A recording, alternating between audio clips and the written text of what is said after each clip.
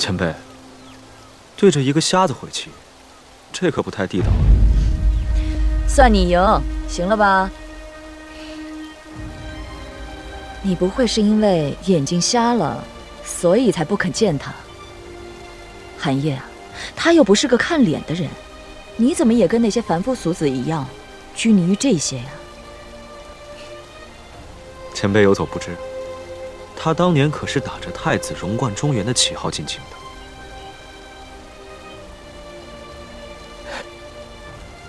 我和他之间隔了太多人和事，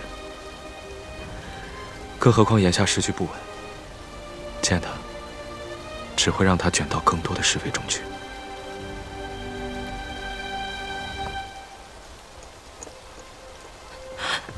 是谁？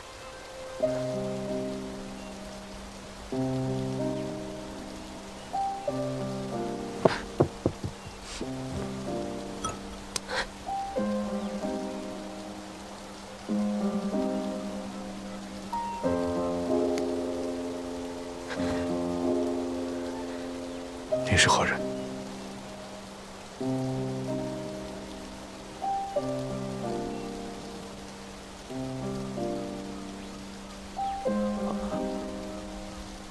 殿下，奴才因不能经常在山上伺候您，因此帝家主特地遣了一人过来。前辈，他是您的人？是，这丫头是我带来的。快，去重新沏壶茶来。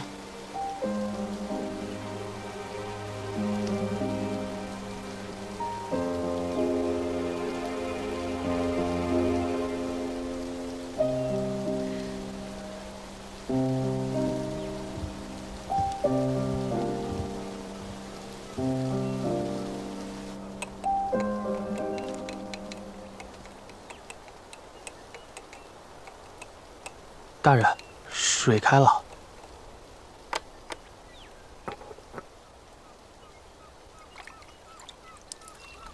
他回来这几日一直都住在福陵山。是，殿下不让奴才将事情告知您。所以明明是生离，他却要当作是死别。殿下的心思，奴才不敢揣度。大人，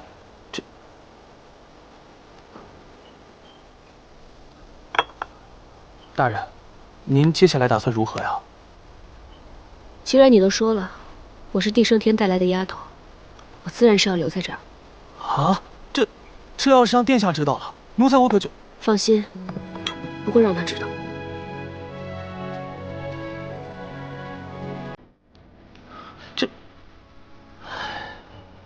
就您这沏茶手艺，想不暴露都难。前辈，我已习惯自己一个人生活，不需要外人服侍。你呀，这平时跟我下个棋都要极力站在旁边，喝个茶便能把我的茶碗碰掉。寒夜啊，我这可没有多余的东西让你糟践啊。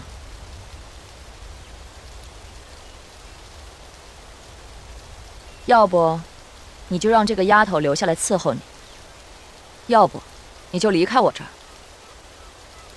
不过我可有言在先啊，你要是离开我这儿，你的眼睛我是没办法治了。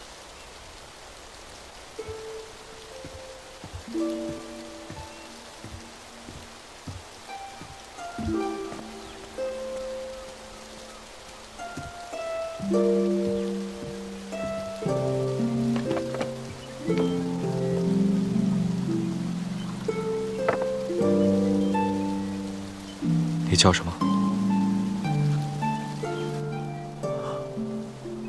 殿下，他是个哑巴。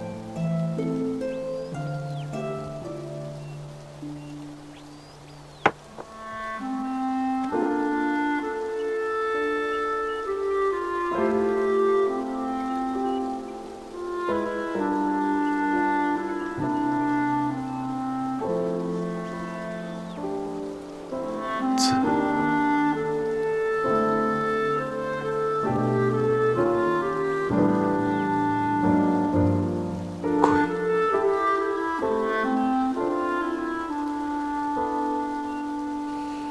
你走吧，麒麟你也走。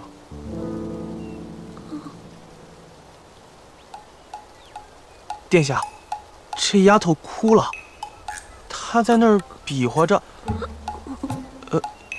要是您不把她留下来，帝家家主会责罚她。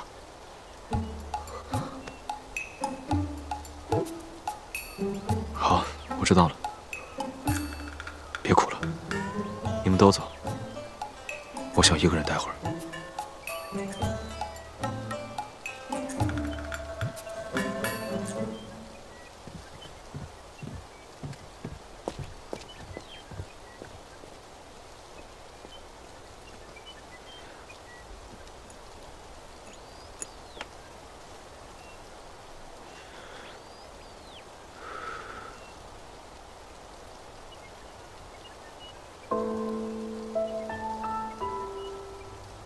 子规，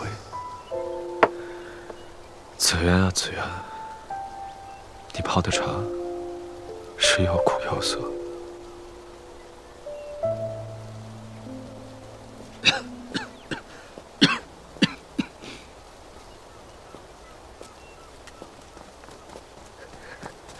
子渊，明熙哥哥，我没事。寒夜怎么样了？一切都好，只是眼睛看不见。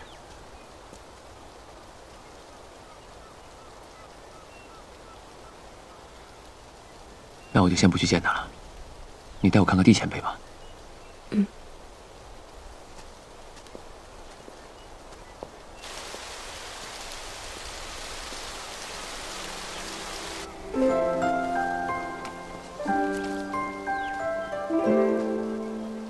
姑祖母，哟，你小子怎么来了？帝前辈，来来来，坐。哎，姑祖母，陆明熙可不是空手来的。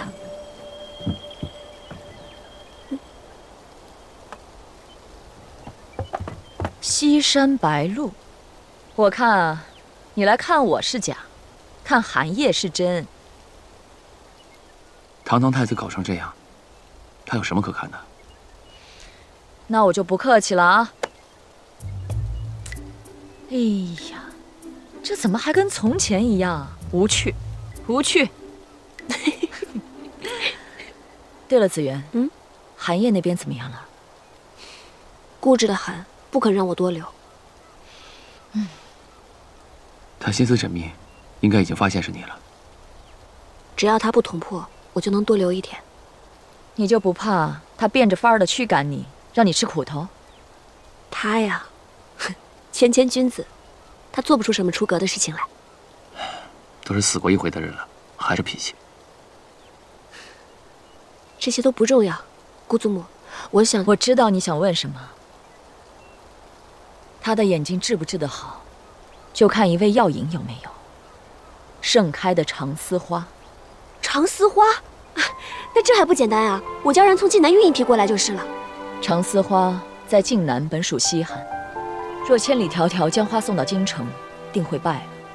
北地天寒，即便拿到种子，重新播种，也很难存活。再难我也要试，即便寒夜的眼睛一辈子不好，我也要陪他一辈子。就怕你到时候白忙一场。他的脾气我是知道的，当年用3万水石求嫁的时候，我就见识过他的铁石心肠。好你个子源，我没看到你死皮赖脸追着他的样子，实乃我帝圣天此生憾事。姑祖母若是想瞧，这几日盯着瞧便是了。好，姑祖母，你放心，我也有信心。是啊，都知道你能吃苦。当年在归烟阁，就算受伤了也不喊疼，结果自己跑到房间里偷偷抹眼泪。你知道此事啊？真香，你小子茶冲的真是好。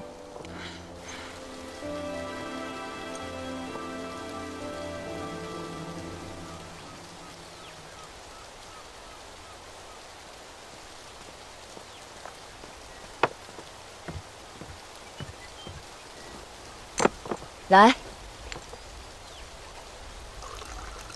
尝尝这杯茶怎样？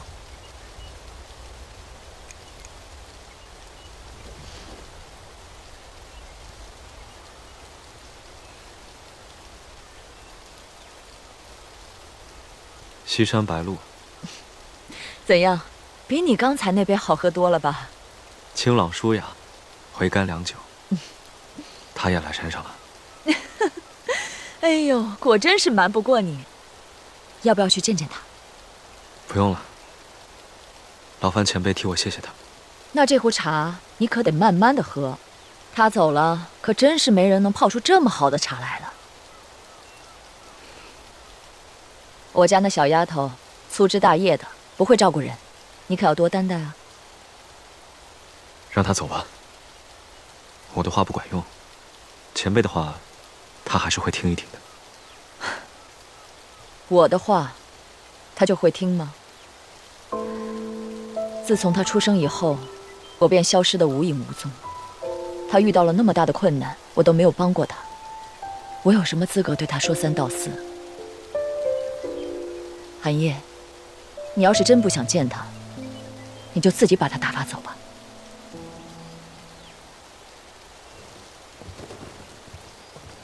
殿下，殿下，顾总统，殿下，殿下，你真的回来了！你怎么来了？我听吉利说你在这儿，我就来了。殿下，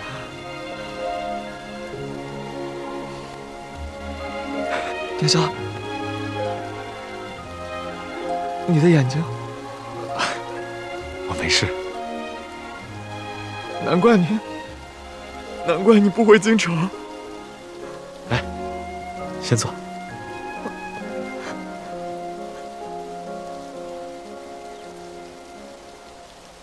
我就是不想让他觉得我们帝家的女儿娇贵做作，吃不得苦。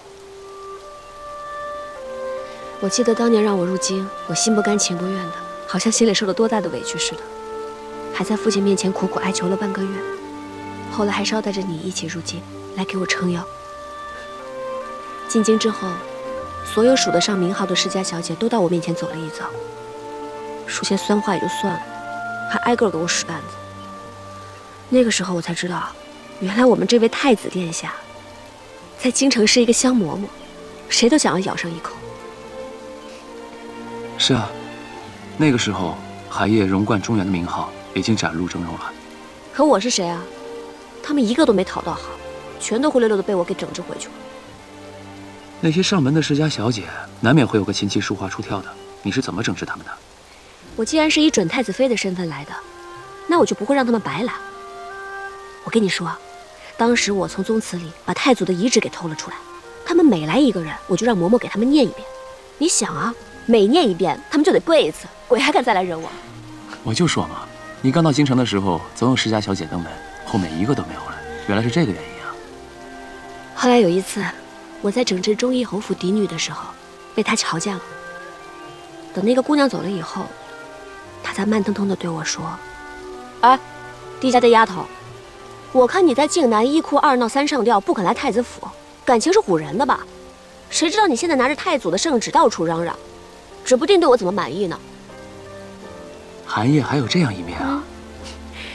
当时我还小，脸皮不像如今这么厚，被他这么一说，我臊得不行，我立马就想跑，他却低着领子把我给抓了回来，对我说：“我就喜欢你这种霸道又不做作的女孩。”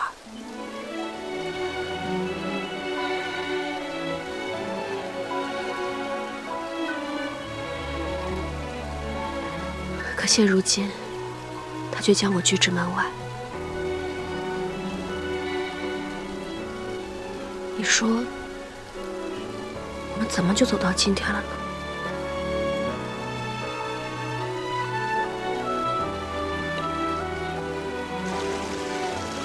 我起初确实是谁也不想见的，但后来，我有些想你了。最近功课怎么样？我不在你身边，切不可荒废了。我哪有荒废？我都做完了，我下次带给你看。好。殿下，我说错了，对不起。无妨，我试下了，没什么不好说的。来，我给你尝尝骆明熙泡的西山白露。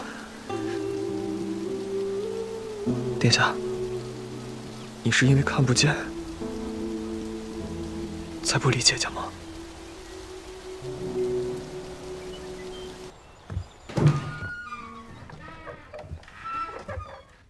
起立，出去。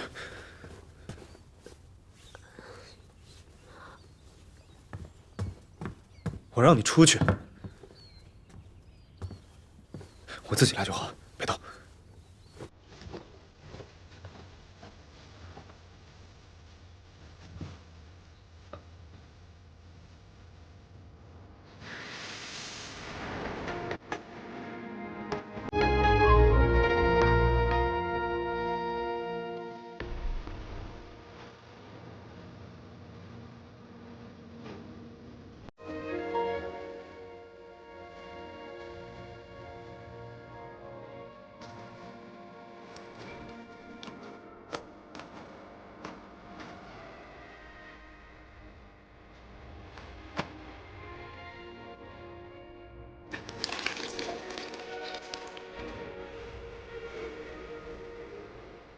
这是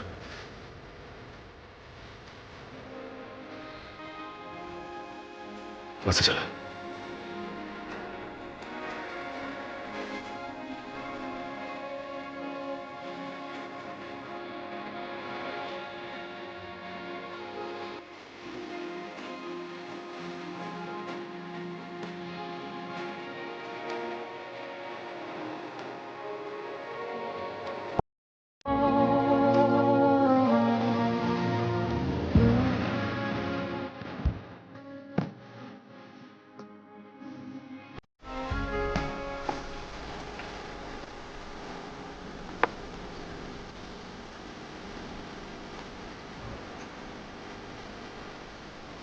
水凉了，重启。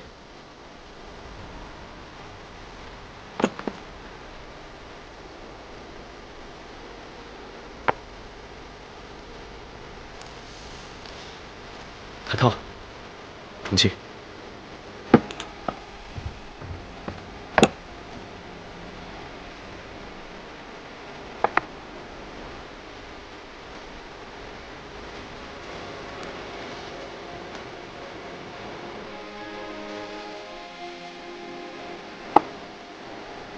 我不喝陈茶，重启。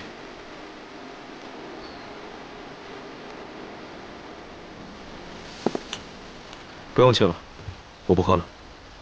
寒夜，你这样是赶不走我的。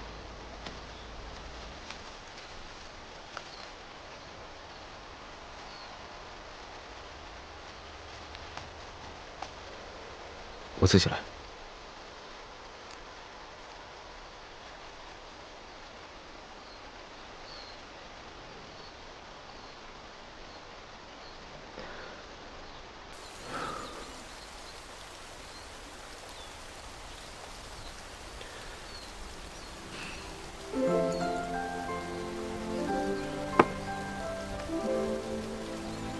太杀了。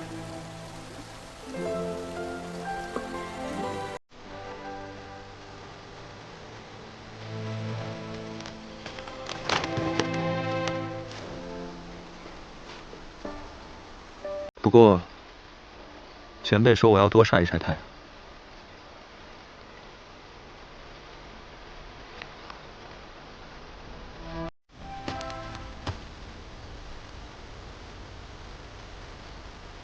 风太大了。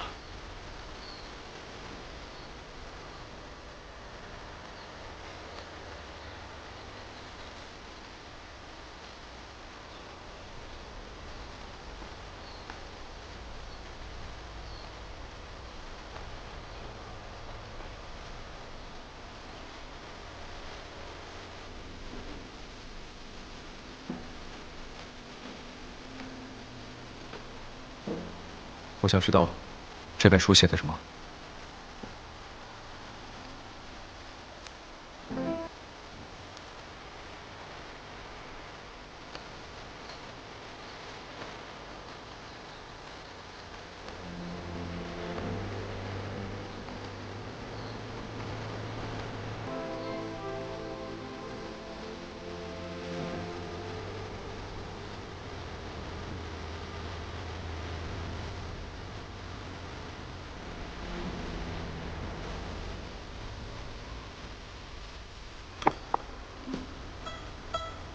这是我。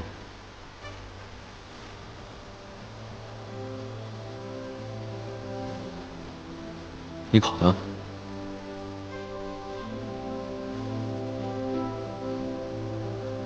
我不爱吃鱼，给我加别的菜。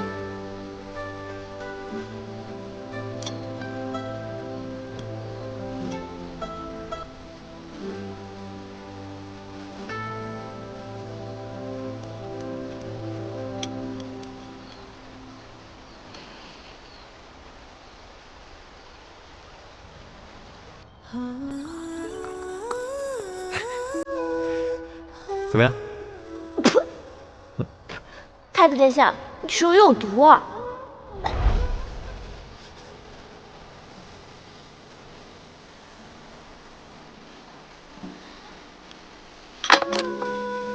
这盘扯如果你很开心，我方才明明说了我不爱吃鱼，你偏偏给我加鱼，欺负我看不见是不是？照顾我的这些日子，你大概也知道我是大清太子。原本你是帝家家主的人，我不好推辞，但你却这样敷衍我。可是帝家家主让你这么做的。我从小到大，还从未吃过如此难吃的东西。我乃堂堂大清太子，即便是瞎了，也断不会沦落到此地步。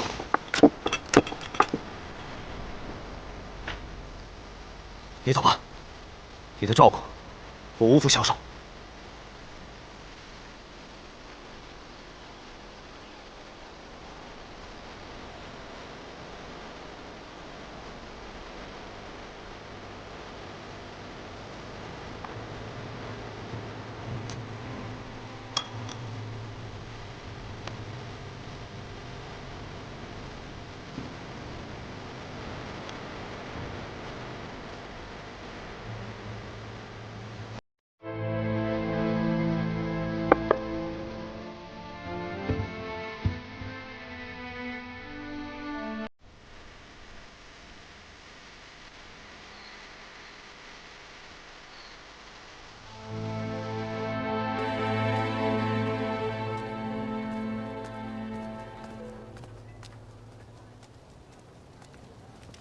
小姐，月叔，小姐找到长丝花没有？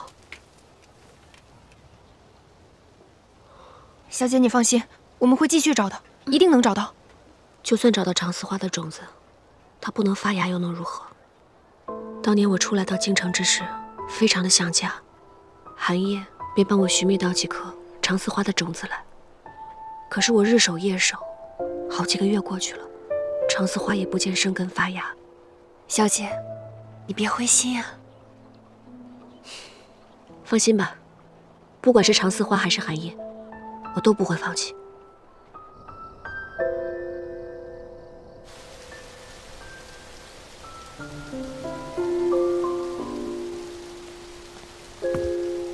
他走了吧？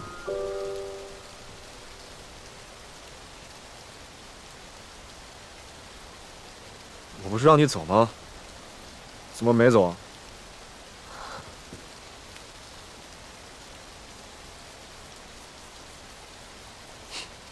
不走？你不走，你不走，我走。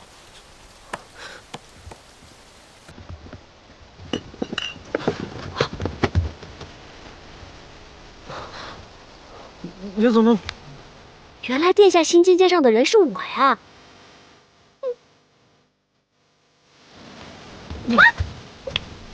然了，你烤的兔子硬邦邦的，真难吃。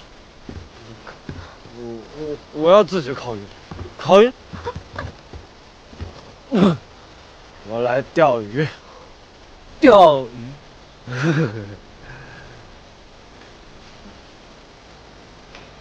钓一条大鱼。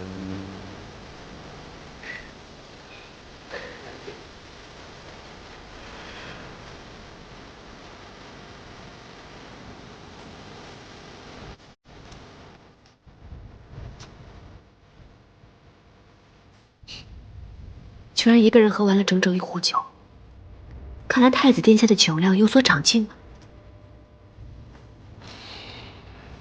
平时总是温温润润的，却没想到使唤人使唤的这么随性。看不出来，你还挺会折腾人的呢。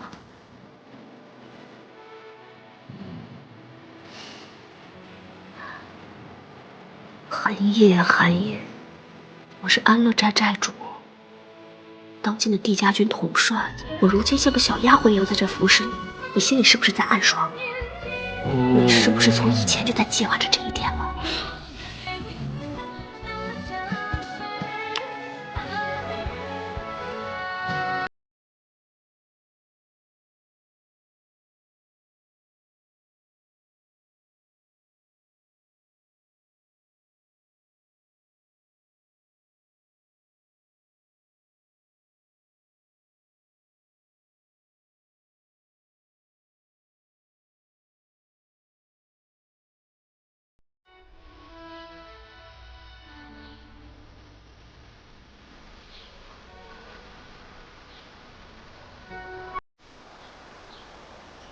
这香气是梅花，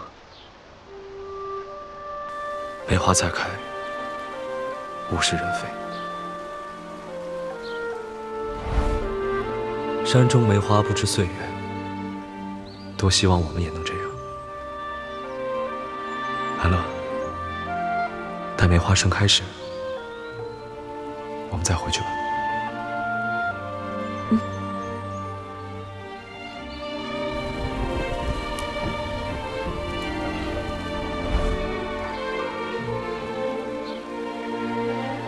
回去吧。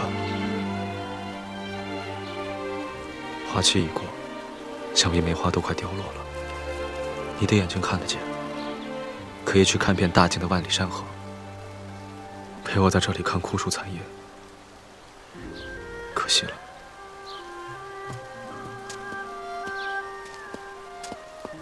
寒夜，为什么？子元，你手握重兵，又笼络朝中半数朝臣，且世人皆知，韩帝二家有仇。你不相信我？不，我从未觉得你有问鼎之意。这是天下刚刚干戈止息，时局正乱，我护不住你。我曾经对一名叫做任安乐的女子动过心，但我这一世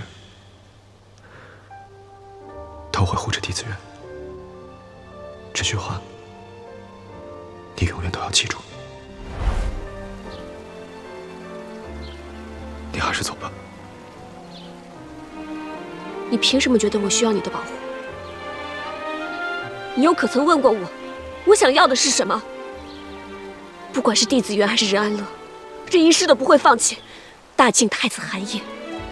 这句话，你也永远都要记住。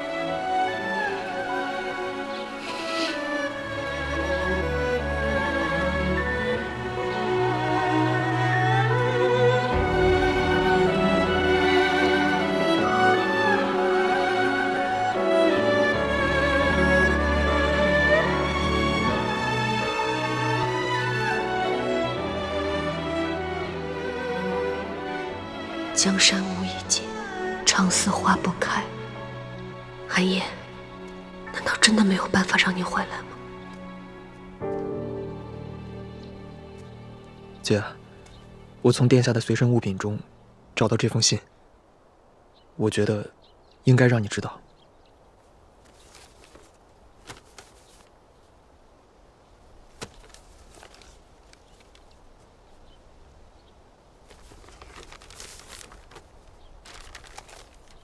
子元，相见无期，展信如晤。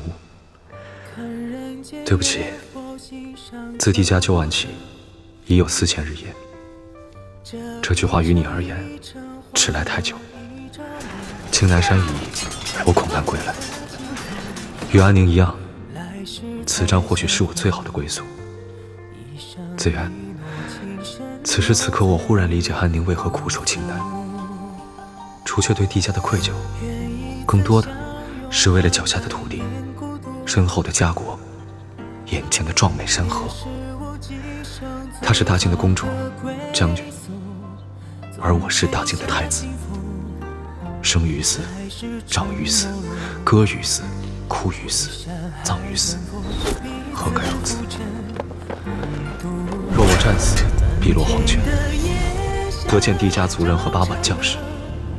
作为韩氏子弟，我能坦然以对；若是得见韩氏先祖，作为大晋太子，我亦俯仰无愧。观我此生，不负家国，不负百姓，唯你一人，我放不下。而岁月不居，白云苍狗。从一开始，你我之间便隔着太多人与事。世间许多事，可笑如斯。此后余生，愿你展颜，光风霁月，不盈于心，平安喜乐。吾此生终意于你，求不得，藏于心。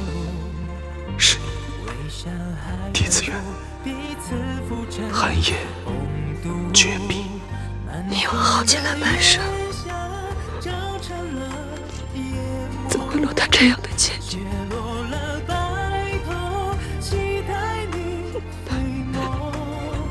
寒夜，我一定要让你回来。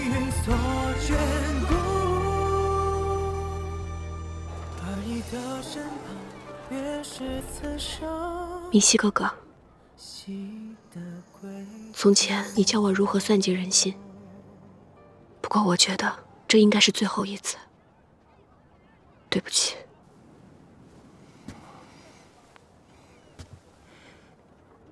你想好了吗？想好了。好，我答应你。我看着你出生，又看着你长大，你能从我这里学成出师，我自然是高兴。谢谢你。你只管走下去，此事本是我心甘情愿帮你。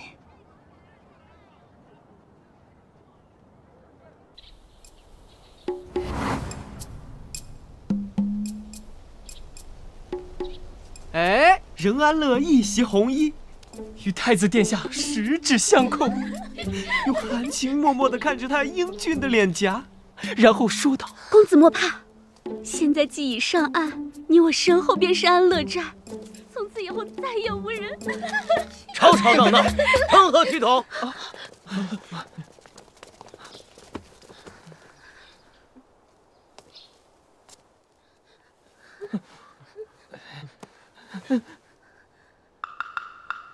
什么东西啊？给朕瞧瞧。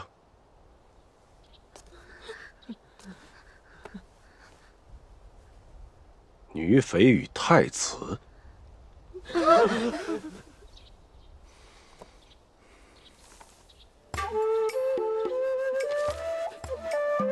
话说那任安乐，一夕之间名动京城，街头巷尾，谁不在问，谁不在说。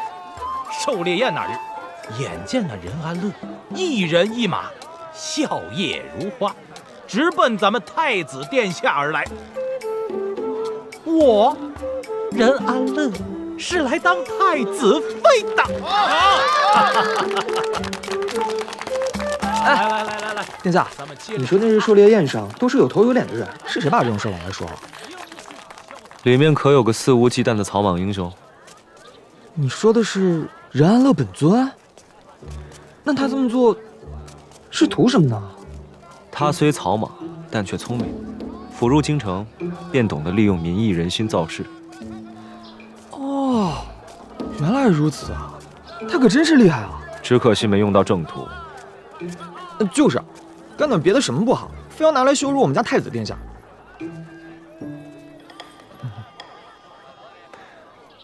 民间多忘事，他若不继续生事，等过阵子便风平浪静了。但按照他的性子，他怎么会不接着兴风作浪啊？我会想办法，不让他荒唐太久。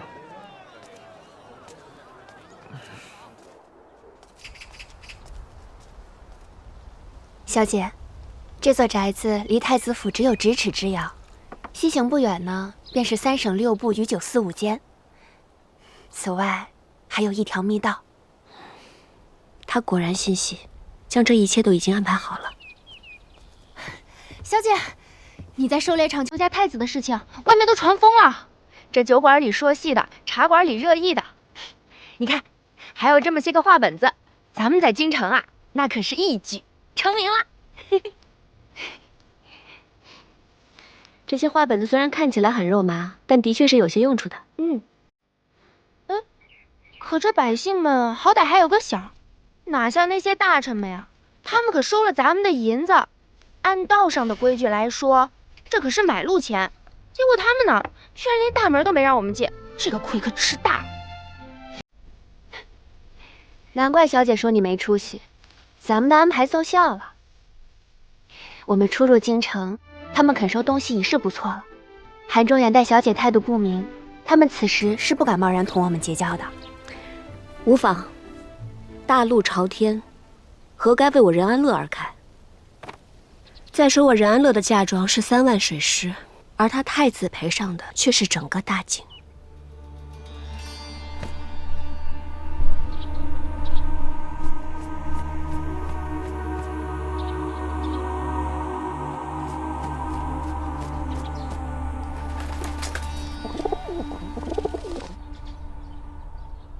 那靖南女水匪竟妄想做太子妃，最近弄得满城风雨啊，连说书先生都在说这档子事。不过在狩猎宴上，女水匪身手不错，华珍也不错。属下在。今日带回来的犯人处理得如何了？回禀骆大人，铁瓮已经放在刑房了，不过一层皮而已。你吩咐下去，将他装入瓮中，塞满碎冰，几个时辰后拔出来。保证他脱得干干净净。是，下去吧。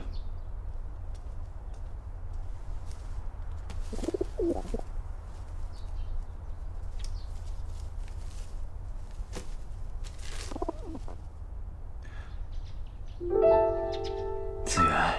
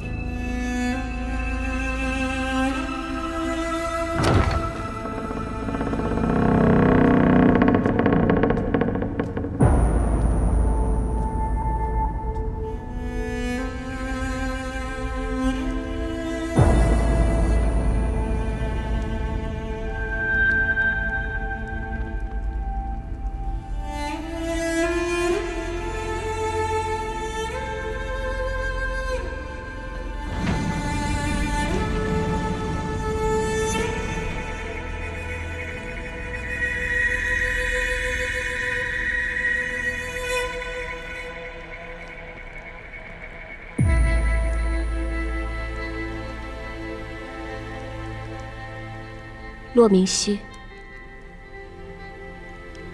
认不出我了吗？不是，我只是在想，我该叫你子源，还是叫你安乐？与韩家有关的名字，就不要再提了。叫我安乐，任安乐。好，安乐。任他清风明月，我自安康长乐。这可是你给我取的名字。这几年间，你在朝我在野，辛苦你为我争取10年养精蓄锐的时间。那还得多亏帝家家主，让我将帝家之剑献给韩中原。若非这样，我又怎会如此年轻就官拜刑部尚书？如今你先是3万水师求聘，又在春寿宴上亮相，这京城已经传遍了。有岱山上的弟子缘在，我就是贪恋太子美色的任安乐。这场婚求的越是轰轰烈烈，我越是能做我要做的事。安乐，这寒夜每隔3个月，都会往岱山上送礼物和书信，10年未曾见到过。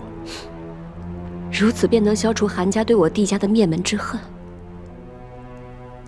骆明熙，我是等了10年要复仇的任安乐，不是等待太子殿下垂怜的帝子元。你确定已经准备好了吗？我帝家上下横死之夜，我一日未曾忘记。韩中远，你可曾想到，帝家孤女会在10年后归来见你？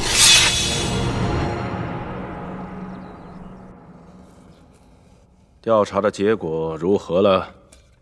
陛下，任安乐与太子相遇，以3万水师求嫁之事，与太子所述分毫不差。这任安乐果真是奔着太子而来。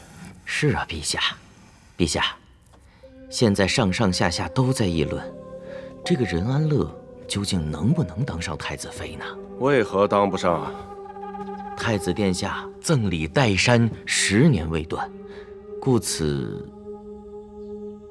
当年太祖想帝韩一家天下共治，可是朕呢，继位还不足6年，这帝家就举兵谋逆，偏偏太子端着先帝的遗诏，将这帝家的孤女硬生生的给护住了。这让朕真是难做啊！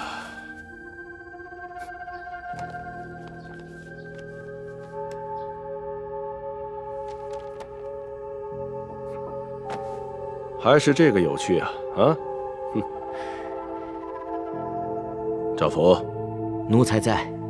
传朕的旨意，明日让这个任安乐来见见朕，朕倒要看看。这个口口声声想成为太子妃的靖南水匪，究竟能不能降住我这个冥顽不化的皇儿？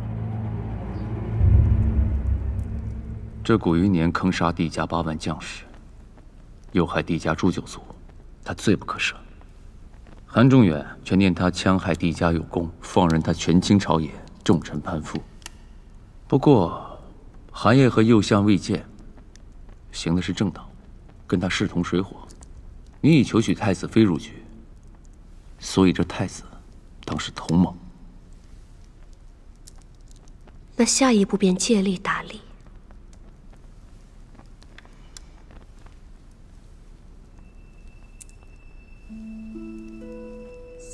大理寺，这大理寺由古余年把持，拿捏各家后路，所以你的第一步就是要拜大理寺少卿。最好还能有一个案子做引，深入到古余年的党羽之中。我刑部正有一个案子，林聪杀人案。爹爹，求求你，让大理寺把林聪放了吧。林聪将一名剑生活活打死，可他太子和刑部都盯上这事儿了。林聪他爹这些年可为你做了不少提己的事儿。侯爷，刘在，去大理寺跟裴瞻说一声，让他把那个林聪从刑部捞出来。是。刚才听到了一件趣事，任安乐。哼，那个大肆宣扬求嫁太子的女水匪。哎，不过听说是个美人儿，这要是能收来做个妾室，满脑子就这点东西。我3万水师不容小觑，哪怕求不得太子妃，陛下也必会委以要职。若我没有猜错，大晋恐怕是要有第2个女官了。第一个帝家不也全都没了吗？如今也只剩下一个孤女，还被关在岱山，不足为惧。帝子元只要活着，早晚会找我复仇。任安乐当上太子妃，总好过罪臣孤女。任安乐要是可以拉拢过来，倒是件一举两得的好事。不妨让他来我的地盘，看看他到底识不识相。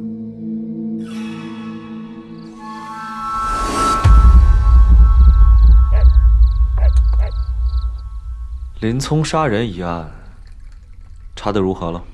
这案子倒是简单，当日林聪便招了，但没到半个时辰，就被转到了大理寺。这大理寺是忠义侯的地界，想必侧门正连着林府的府门呢。忠义侯纵容裴瞻，在大理寺网罗罪名，疏通关系，构陷对手，可不都在他的掌控之内吗？殿下领三法司，行的是正道，可你架不住忠义侯的歪门邪道。臣有心杀敌，但我无力破局啊。我看，想要对付忠义侯这种奸狡皮赖的谗臣，就得找个更混不吝的来。你是说任安乐？是，任安乐。他不仅是名良将，还能助我将大理寺这潭死水搅浑。那臣要恭喜殿下了。一来，平白无故获得了3万水师；二来，又空得了太子妃之位。这三来，或许殿下找到一枚好钉子，可以楔入大理寺。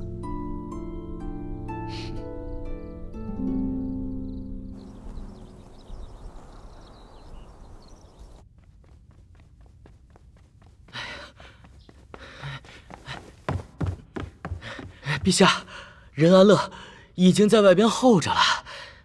看你这样子，今天路上很是不太平啊。一介乡野女子，您可要小心呐！等会儿可千万别冒犯到您呐。行了，叫他进来吧。宣任安乐，安乐寨任安乐参见陛下。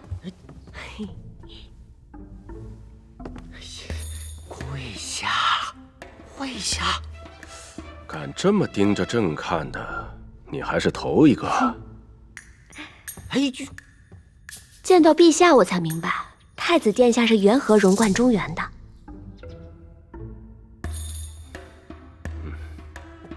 太子殿下很英俊，但是小女也不赖啊。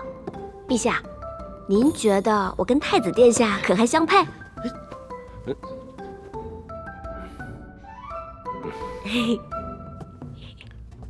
你说的这事儿，朕可做不了主。这太子啊，自己会有判断。哎，您可是皇上，您说配就是配呀。我这回就当是丑媳妇儿来拜见公婆了。哦，说到公婆，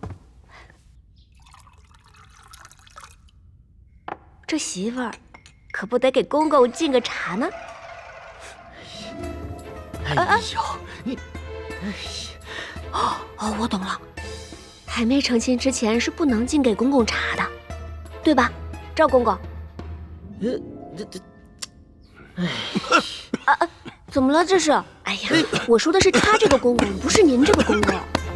陛下，你没事吧？轻点儿，很轻啊，陛下。哎呀，你轻点儿，你很轻。陛下，你没事吧？快喝口茶。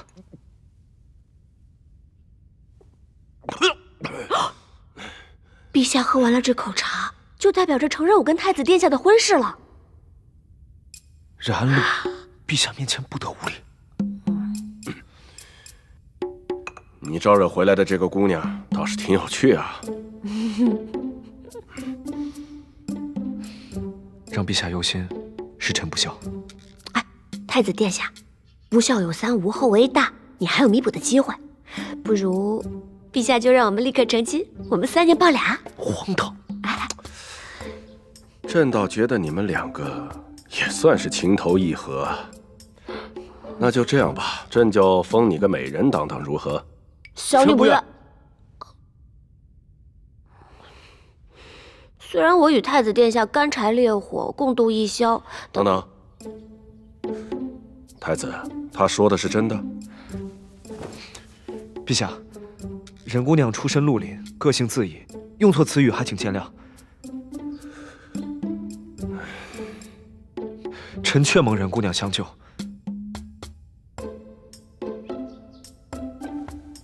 此情圣龙，在下铭记于心。但婚嫁之时，恕臣实难草率应允。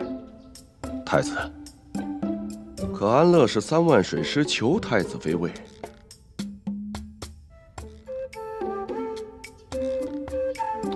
哎呀，算了算了，再这样僵持下去也没劲。要不这样吧，这3万水师呢，我照样奉上。1，我不要封赏；2，我不要军功，我只要陛下给我一个机会。什么机会？太子殿下既然不想将太子妃一位给我，想必他肯定是觉得我跟他身份不匹配，能力不匹配，性格不匹配。如果我能跟太子殿下共处一室的话，说不定他能对我日久生情呢。哦，刮目相看。原来你是想跟太子一起做事啊？对。哦，但是有个丑话我得先说在前头。我对这官场不是特别熟悉，所以我想要找一个事儿少钱多离家近、位高权重责任轻的差事，这样呢，我也可以天天跟在太子身边。这大晋女人入朝做官，倒也不是没有先例。那太子拟一下如何？陛下，臣目前暂理3法司的事务，既如此，不若让任姑娘暂任大理寺少卿之位，学学大晋朝臣的处世之法也好。任安乐，你觉得大理寺少卿一职如何呀？好名字，大理寺这个名字好，多谢公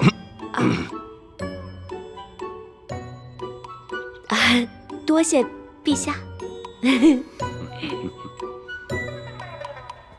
陛下，您当真要这女水匪做大理寺少卿，就不怕她由着性子乱来吗？一个小小的女子，竟然让东迁的水军闻风丧胆，此人定不简单。纵是利剑，也是危险；总是危险，也是利剑。伤人、杀敌，就看到底要怎么用了。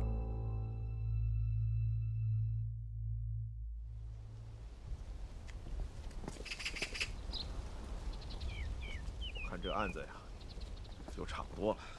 是，差不多就能结案。是啊，找到了。哎，任大人请。哎，裴大人、任大人。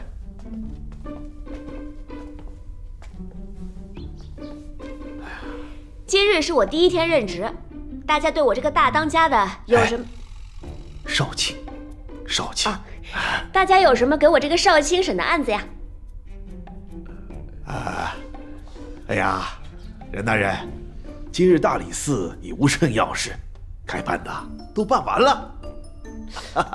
不甚要事可不行啊，要不大家就搞点事情出来吧。这胡闹嘛，啥意思啊？其实呢，说到让我来大理寺的时候，我还以为这是一座庙呢。后来殿下跟我说，这是办案的地方，所以啊，我必须得赶紧找点事情来做，不然的话，我就当不上太子妃了。任大人，啊？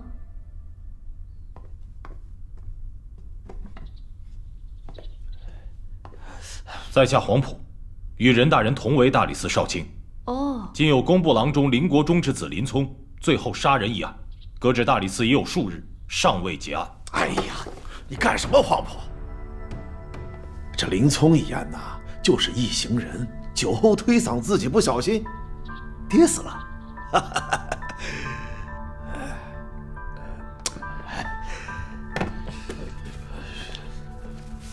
你看我自己写的，上面清清楚楚啊。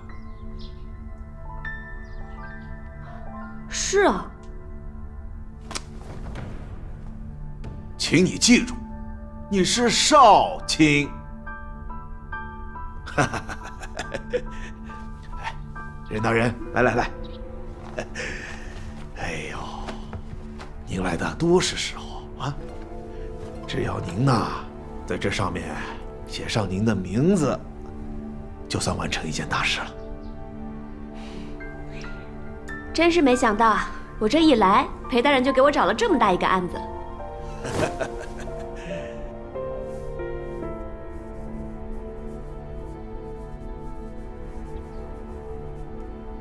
好，那咱们就结案了。杜大人啊，各位大人，无事都回去吧。啊，走吧，走吧。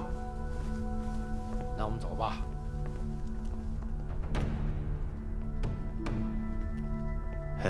任大人，忠义侯可是对您赏识的紧呐。这忠义侯既然这么赏识我，那我可得好好表现才是。那替忠义侯谢谢任大人了。哪里的话。你怎么还没走啊？我杵得像个鬼一样。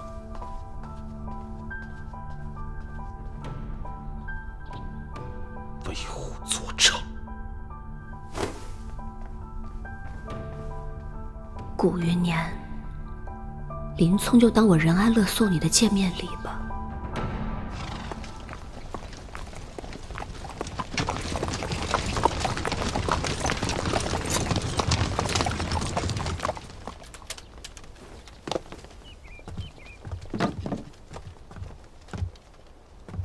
殿下，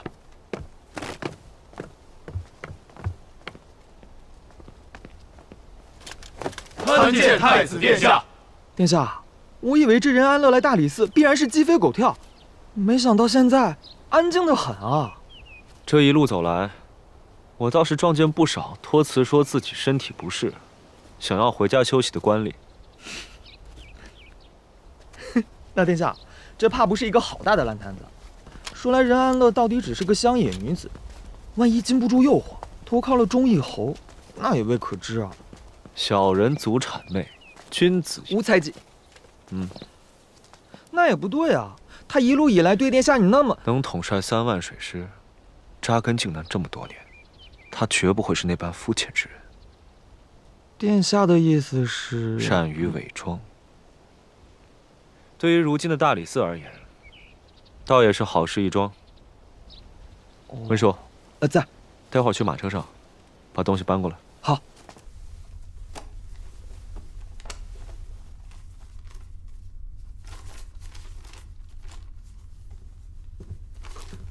裴大人，你怎么？太子殿下，你怎么过来了？该不会是放心不下我吧？我是放心不下大理寺。怎么这里只有你一人啊？那还不是因为我每日虔诚的祈祷，希望能够跟太子殿下有些独处的机会。你肯定也是这么想的，对不对？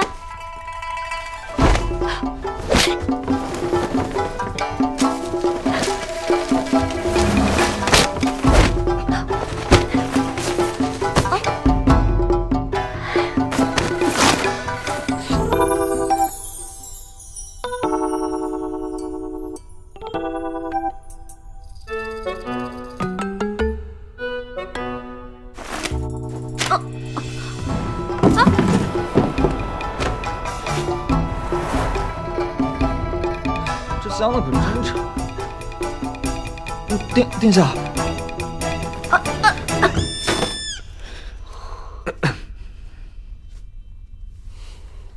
美好的机会还真是转瞬即逝呢。殿下，你要的东西我们送过来了。殿下原来是来给我送礼的呀。你也可以这么认为。殿下送我的礼物，我一定会好好珍惜的。这可是你说的啊。那当然。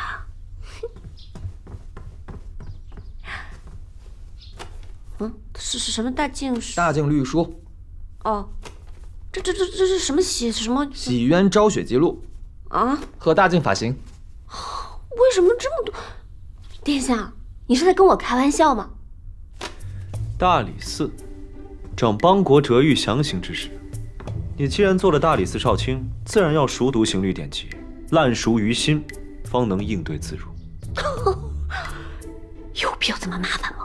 这可是你自己答应的职位啊！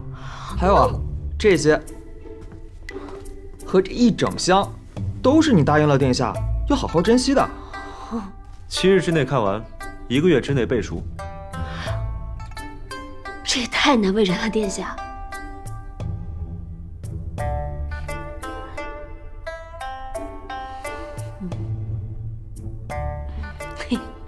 我算是明白殿下的用心良苦了。安乐呢，识字不多，接下来还要多多请教殿下。想必殿下这苦苦一番作为，是想要增加我们俩独处的时间吧？荒唐。任安乐，时间紧迫，我先教给你一些实用的内容。时间不紧迫，殿下可以慢慢的一个字一个字来讲解。这是一些应对预送的小技巧，叫做舞听。什么听？舞听。哦，你听，我听，他听，还有什么听？一曰词听，是指听其言；二曰色听，是指观其色。好，我懂了，这个我懂。这前面这2听我已经充分的运用到了。我之前见到殿下的时候就知道殿下的声音很好听，殿下也很好看，嘿嘿。三曰气听，是指闻其气息。说到闻其气息的话，我好像从来都没有闻到过殿下的气息。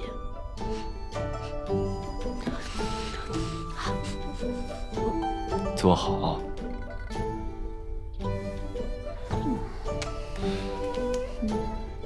四曰耳听，是指观其听灵；五曰目听，是指观其眸子。你有什么？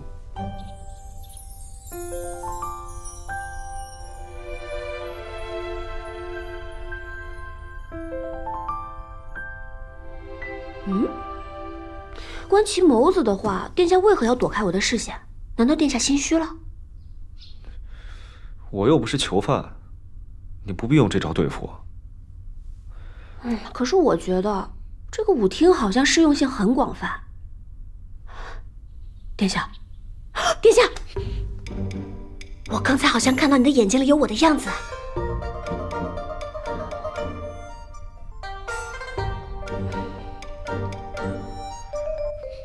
任安乐，别闹了。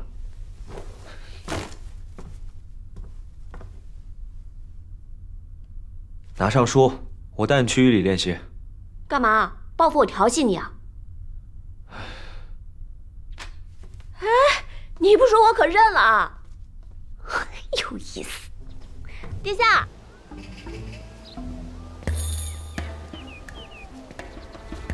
大理寺少卿，仅次于大理寺卿之职。你每天除了要审断狱讼，还要掌管寺中300余人，绝非是儿戏。既然我掌管了这么多人，太子理应对我客气点才是啊。我是来教你的。哦，太子这话的意思是不想对我客气。也是，客气是礼，不客气才是情。哎，殿下这就走了，来，我来送送你吧。慢慢的走，慢慢的上。哎，他不错了。干嘛？我扶你害羞啊？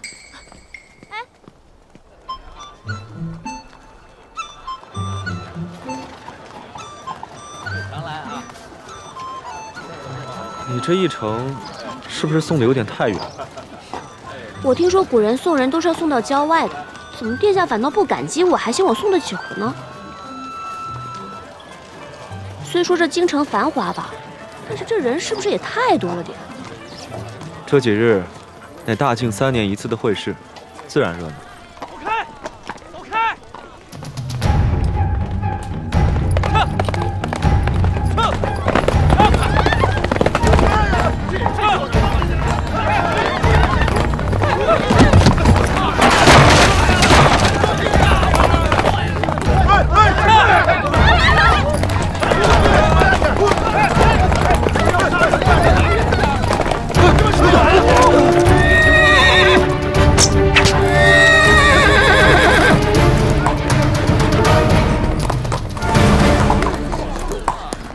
没事吧？没事。会不会骑马呀你？真会骑！闹市之中这样骑马，与行凶有什么区别？怎么办？就凭你们，也值得我行凶？我们都是正途之士，你竟然如此无礼！就是。哦，我当是什么人这么有眼不识泰山呢？原来就是2个外地来的臭橘子啊！骂谁呢？这么说话？怎么说话的你？然了，殿下拦不住他，拦我做什么呀？你初入京城，不可四处树敌。就是因为这些富贵人家四处横行，遭殃的才是这些百姓呢。难道让我睁着眼装看不见不成？你这人怎么这样？我告诉你们，今年的会试，本小侯爷胜券在握。你们，还有你们，京城居大不易。我奉劝各位，赶紧滚回老家去吧！啊！什么人？然了，你长3万水师，万不可折在此处。原来殿下心尖尖上的人是我呀！你当着闹事只有我们2人吗？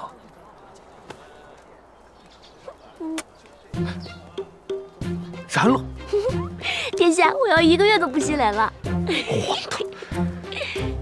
你送的够远了，回去老实背书。哎，殿下，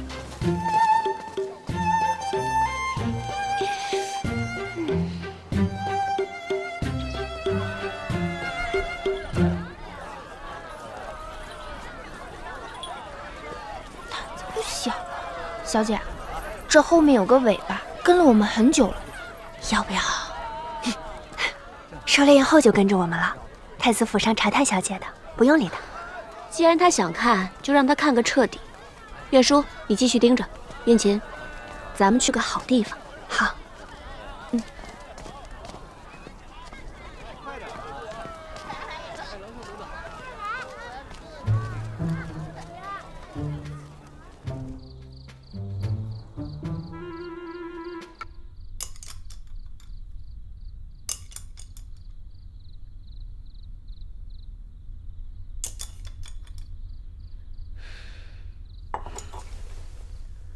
殿下，实在不是你投壶功力变弱了，而是这罐子已经满了。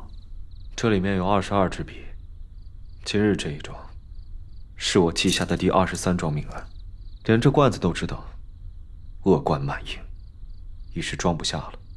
这钟义侯不择手段，普通的方法根本对付不了他。钟义侯不除，大境终是难宁。殿下。殿下，那就先看看您安插进大理寺的，是招妙气，还是招臭气？殿下，属下探访任大人数日行程，京城3品以上官员，他都下过拜帖，日常行迹看不出端倪，只是，任大人现在去了凌香楼。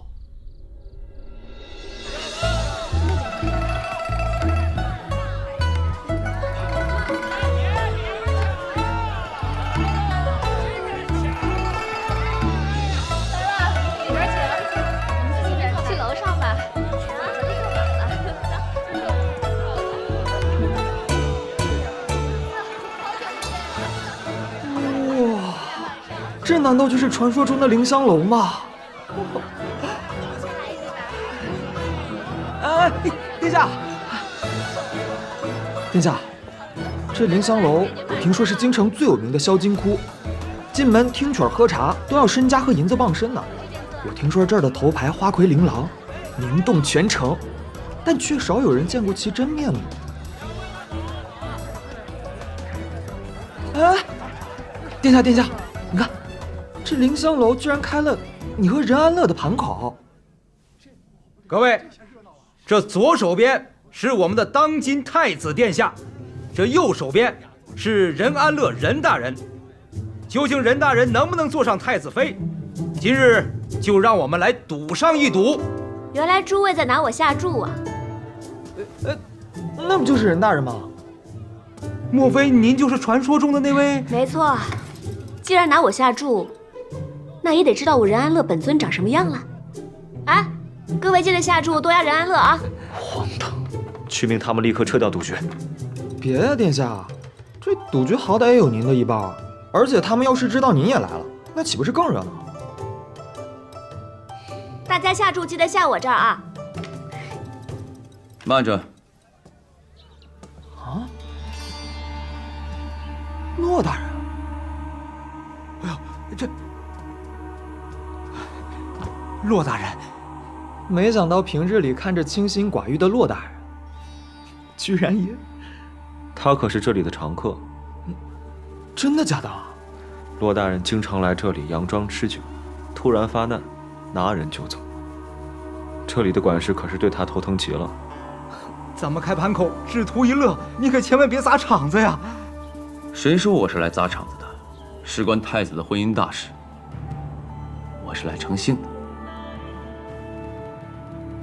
把这个全都给我换成筹码。哎，是。骆大人，那您一定尽兴，一定尽兴。哦，您就是刑部尚书骆大人。骆大人，我是大理寺少卿任安乐。哦，骆大人，初次见面。真没想到骆大人，您竟也是如此美貌。不过话说回来，骆大人，你可是第一个敢跟我参与这个赌局的人，你很有胆量，我欣赏你。你也是这京城里第一个敢对我如此无礼的人。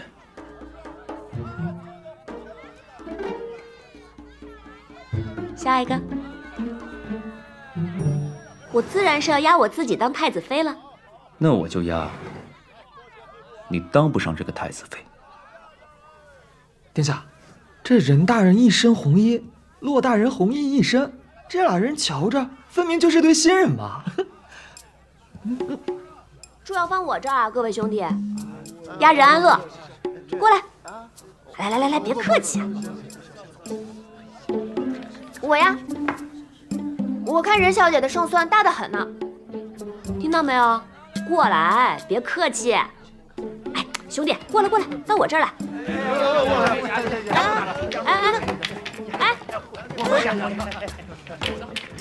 哎，过分了！哎，过分了啊！哎，我说压这儿看不见我。任安乐，放弃吧。不可能。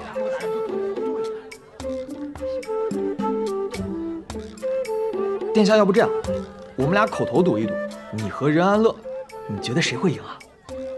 弟子愿赢。这也太没意思了。